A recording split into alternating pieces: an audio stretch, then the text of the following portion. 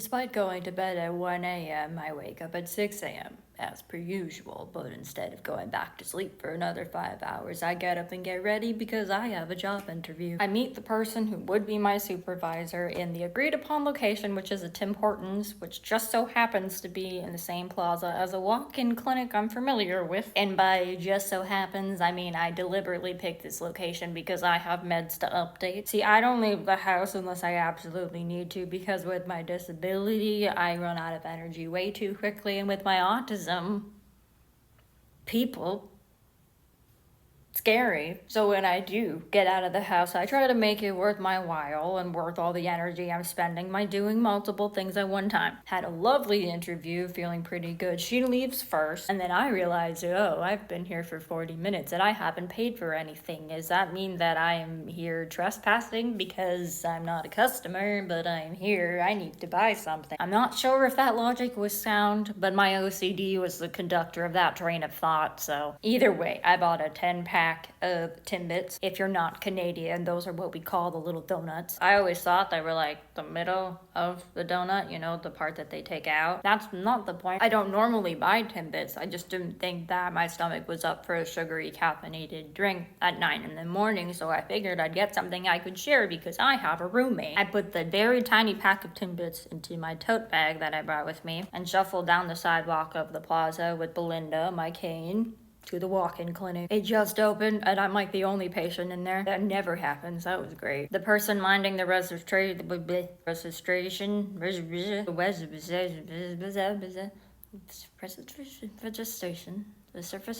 person minding the registration counter.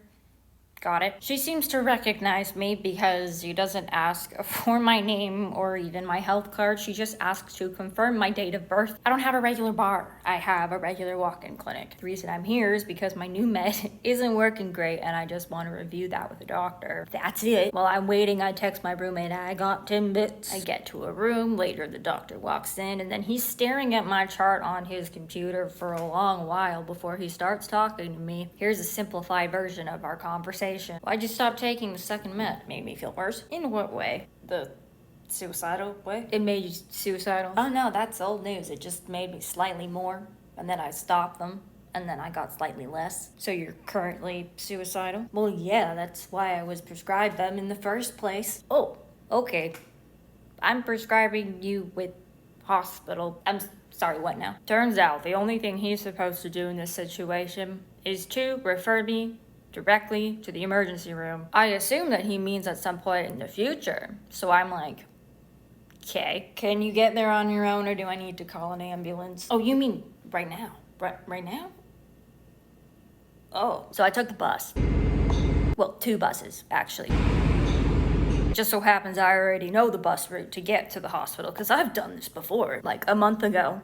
Under different circumstances, but you know. Along with the referral, I'm handed 2 pages of notes from the 2 doctors I've been corresponding with. The notes were typed, yet they still had the same amount of illegibility as if they were scribbled down, because the diction and the syntax were just kind of strange. And for whatever reason, just by me disclosing that I am in fact trans and I use he, him pronouns, every single line of the note starts with she. Like, she expressed this, she's been diagnosed with that. Okay. This must have confused the hospital because the last time that I was there, they thought that I was male to female. So I clarified that I'm trans-masked, but then they got a bunch of notes that called me she.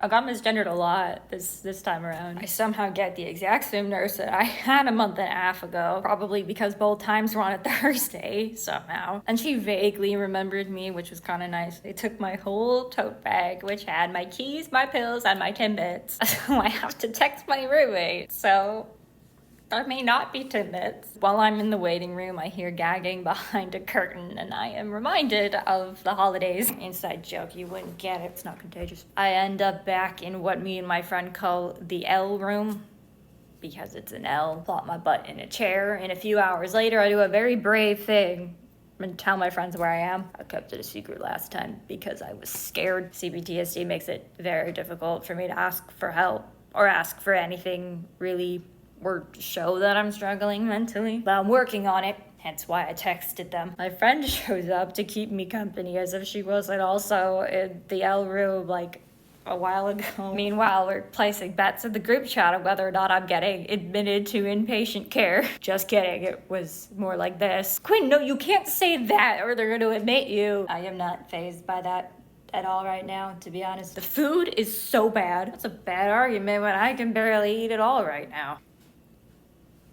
Okay, maybe you should be admitted. More hours pass. My friend and I are both laughing an abnormal amount in this psych unit because we're bad at mental illness. She's also chronically ill, so we both know the best way to deal with our pain is to laugh at it directly in the face. But it's her who tells me that I need to stop putting on my customer service voice when I'm talking to doctors, because if I want them to actually think that there's an issue, I have to show them that there's an issue and not pretend that there isn't one, because yeah, that's what I do. I'm very good at pretending that I'm fine when I'm not fine, because it's a trauma response, which kind of adds to the whole mentally ill thing. We also determined I am an ogre, because ogres have layers, and I'm like an onion, because if you peel the layers back, tears are shed. About 10 hours into this stakeout, I finally get to see a psychiatrist, only for him to tell me I'm pretty much fucked. I'm still trying to understand what he said, because he told me I'm a very complex person and he doesn't know anything about me. That's a fact that he kept repeating. But this is what I can piece together. Normally, suicidal ideation isn't really about death. I mean, I beg to differ. It's a tool that tells us that something's wrong. Well, no shit, Sherlock. So you seem to have come to terms with what happened to you on an intellectual level. Right, like what traumas cause what problematic way of thinking. But that's not what's going to help you,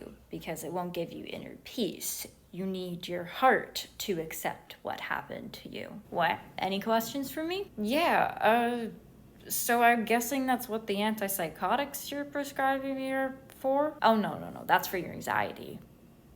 What the fuck? So I'm given the prescription for the antipsychotics and a packet on PTSD, and then I'm sent on my way. They didn't give me my bag back, so the hospital still kept my Timbits and my keys. Yeah, that's more important. And my meds. They had my meds still. But, we drove back. Got the Timbits. And you'd think the fact that they spent the night at the hospital would make me not want to eat them, but no. I haven't eaten them. So is my roommate, so hopefully we're not going to contract some kind of illness.